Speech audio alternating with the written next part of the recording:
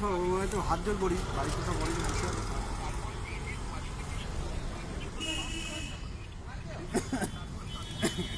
সৌরভ বলো।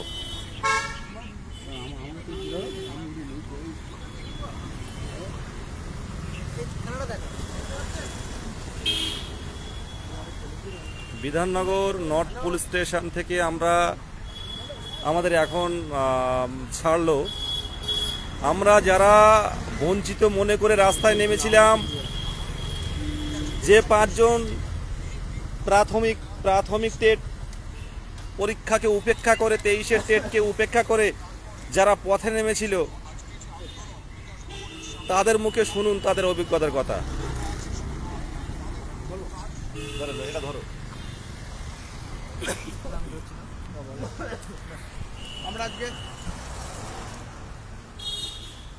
আমরা আজকে বিকাশ ভবনে এসেছিলাম আমাদের দাবি নিয়ে। আজকে মাননীয় পার্থ বসু মহাশয়ের সঙ্গে দেখা করার ইচ্ছে ছিল এবং সেই সঙ্গে আমরা আমাদের যে এডুকেশন সেক্রেটারি ছিলেন ওনার সঙ্গে দেখা করতাম এবং আমাদের দাবিগুলো তুলে ধরতাম।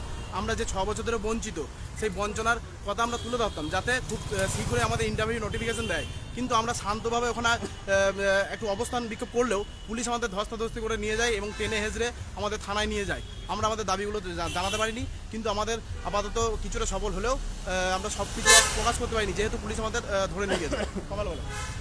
আমরা আজকের 6 জন সবাই 2022 স্টেট পাসের হয়ে যে আন্দোলন করলাম, আপনারা যারা বাড়িতে বসে আছেন আমি তাদেরকে বলবো, আমরাও টেট পরীক্ষার্থী, আমরাও 24শে ডিসেম্বর সবাই টেট দেব, কিন্তু তাও আমাদের কাছে যেহেতু 2022 টেট আমরা অলরেডি পাস করে আছি, সেহেতু আমাদের যদি চাকরি হয় এই টেট থেকেই হবে। আমরা আজ 1 বছর যেখানে পাস করে বসেছি সেখানে আমার মনে হয় নতুন টেট দেওয়া এটা শুধু টেট উৎসব ছাড়া, টেটে অংশগ্রহণ করা ছাড়া এটা আর কিছুই নয়। আমাদের দরকার ইন্টারভিউ নোটিফিকেশন, আমাদের দরকার নিয়োগ। তাই আমাদের এখন আমরা পাস যেহেতু করেই আছি, সেহেতু আমাদের নিয়োগের দাবিতে আমাদের লাগাতার আন্দোলন আগেও করেছি, এখনও করছি, ভবিষ্যতে এর থেকে আরও বৃহৎ আন্দোলন করব। গ্রুপের ঐক্যমঞ্চের সমস্ত সদস্য, অ্যাডমিনরা, সমস্ত সহযোদ্ধারা সবাই পাশে আছে। আমরাও সবসময় চেষ্টা করছি। যারা বাড়িতে বসে আছেন দয়া করে আমি হাত জোড়ো করে অনুরোধ করব, আপনারা এবার অন্তত এগিয়ে আসুন। আর নয়, আমাদের 24শে ডিসেম্বর টেট হচ্ছে আর 2 দিন পরে, এরপরে বৃহত্তর আন্দোলনের নিশ্চয়ই ডাক দেওয়া হবে ঐক্যমঞ্চের তরফ থেকে। আপনারা প্রত্যেকে আসুন, আর বাড়িতে বসে থাকবেন না, সবাই আসুন নিয়োগের জন্য। তো আজকের আমরা মূলত যেটা এসেছিলাম আমাদের মাননীয় শিক্ষামন্ত্রী পার্থ বসুর সঙ্গে দেখা করার জন্য, যে যদি কোনোভাবে আমাদের ওনার সঙ্গে একটা আলোচনায় আসা যায় যে আমরা যে এই যে 2017 পর যে দীর্ঘ 6 বছর আজ হতে যায় আমরা বঞ্চিত। তো ওখানে বিকাশ ভবনে যাওয়ার পরে দেখলাম যে আমাদের কুণাল ঘোষ উনি মিডিয়ায় কাল দিদিকে ঘোষণা করেছেন 4% দিয়ে নিয়ে, তো উনি মিডিয়ার সঙ্গে কথা বলছিলেন। তো আমি চেষ্টা করেছিলাম যে ওনার সঙ্গে কথা বলার, ওনাকে ডেকেও ছিলাম, আমি জিজ্ঞাসা করেছিলাম স্যার আমাদের 22 স্টেট নিয়ে কী ভাবছেন। তো উনি হাত দেখিয়ে বেরম করে বলে দিল এখন নয় পরে। তো তারপরে আমরা বিকাশ ভবন থেকে বেরিয়ে এসে 144-এর বাইরে আমরা শান্তিপূর্ণভাবে আজকে আমরা বিক্ষোভ দেখাই। আমরা চেষ্টা করি যাতে কোনো রকমভাবে সুযোগ একটা হয় যে মাননীয় শিক্ষামন্ত্রীর সঙ্গে দেখা করার, আমাদের বক্তব্যটা তুলে ধরা। তো সেটা তো জানি না কতটা পেরেছি সেটা। তো এবার তারপরে আপনারা তো দেখেছেন যে আমরা কিভাবে ওখানে আন্দোলনটা করেছি, তারপর পুলিশ আমাদের জোরপূর্বক আমাদের তুলে নিয়ে আসে। এবার আমি আরেকটা কথা বলি, যারা নানা বাহানা দিচ্ছে বাড়িতে বসে আছে, আমি সেই কথাটা বলি, এই যে পামেলা ও আজ এসেছে, অনেক মেয়েরা বলছে আমাদের বাড়িতে এই সমস্যা ওই সমস্যা। মেয়েদের সমস্যা থাকে, আমি অস্বীকার করছি না মেয়েদের সমস্যা থাকে না, ছেলেদের থেকে মেয়েদের সমস্যাটা অনেক বেশি। কিন্তু ও একা মেয়ে, ও যদি আসতে পারে, সমস্যা প্রত্যেকের থাকে। আর যারা বসে আছে তারা কেন আসতে পারছে না? আজকের আমরা এই 6 জন কেন? আর বাকি তোমরা কোথায়, বাড়িতে কিসের জন্য? দেখো, চাকরি যদি হয় 22 স্টেট থেকেই হবে, 23 স্টেট থেকে দিয়ে স্কোর বাড়িয়ে কতটা লাভ হবে আমি কিছু বুঝতে পারছি না। 30 নাম্বার বেশি পেলে তবে তোমরা মেরিট পয়েন্টে বেশি পাবে। তো সবাইকে এটাই বলবো যে তোমরা সবাই আসো। আর একটা জিনিস বলছি, যাদের জন্য আজকের আমরা দেখা করতে পারলাম না, কিছু উমভাং দল এসে এমনভাবে কালকের গন্ডগোল করে দিয়ে গেছে, যার জন্য আজকের আমরা যে চেয়েছিলাম শান্তিপূর্ণভাবে শিক্ষামন্ত্রীর কাছে দেখা করার, সেটা আমরা কিন্তু করতে পারলাম না। তো এইভাবে 22-এর ক্যান্ডিডেটরা 22-এর হয়ে ওই 2-4 জন টোটাল 22-এর সমস্ত প্রার্থীদেরকে যে ক্ষতিটা করছে, এই ক্ষতিপূরণটা কে দেবে? আর দুদিন পরে নতুন টেট, রাজ্যে প্রত্যেক বছর দেখবে টেট উৎসব হয়ে যাবে, নোটিফিকেশন কিন্তু পাবে না এরকম করলে।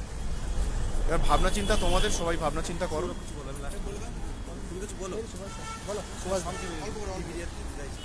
বেশি কিছু বলবো না, যারা বাড়িতে বসে আছো শুধু আমাদের দেখো, আমাদেরও পরীক্ষা আছে, আমাদেরও সংসার আছে, আমাদেরও সব কিছু আছে।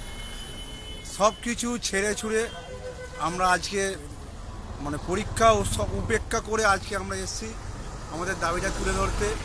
আমরা শিক্ষামন্ত্রীর সঙ্গে দেখা করতে চেয়েছিলাম শান্তিপূর্ণভাবে, কিন্তু কালকে আমাদের মধ্যে কেউ এসেছিল, সেই জন্য আমাদের সঙ্গে তিনি দেখা করেননি, যার জন্য আমরা বাধ্য হয়ে অবস্থান বিক্ষোভ করেছি। আর এর ফলাফল সমস্ত মিডিয়াতে আমাদের দাবিগুলো দেখিয়েছে, আমি বেশি কিছু বলছি না। আর বিদেশ দা এক্ষুনি প্যানেলে যাবে, এনকে টিভি, সেটা সবাই ফলো করবে।